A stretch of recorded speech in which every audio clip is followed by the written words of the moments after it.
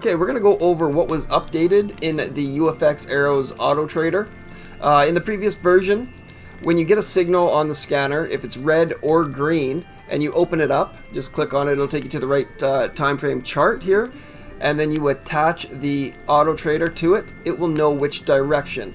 If it's red on the scanner, it will be looking for sell trades, and if it's green on the scanner, it will look for buy trades. So what I have updated is,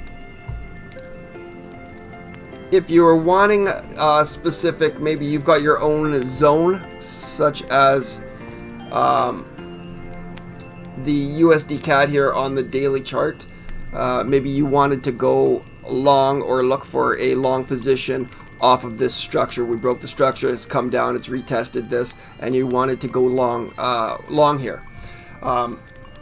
If you click on the USD CAD daily now, you'll be taken to the 15-minute chart. And when you add the Autotrader, the previous version would look like this, and it won't take any buy trades. Okay, now what you are able to do in the updated version, you can simply click on the not taking buy trades, and now it will be looking for buy trades. Okay, so I've put in the ability to turn it on and off. Okay, and same with the sells. If you wanted to be looking for sells, you've got a structure break and it may be testing that structure, but you're not giving a signal on the scanner, and you'd like to go sells in your own area, then now you can simply turn it on and let it run here now.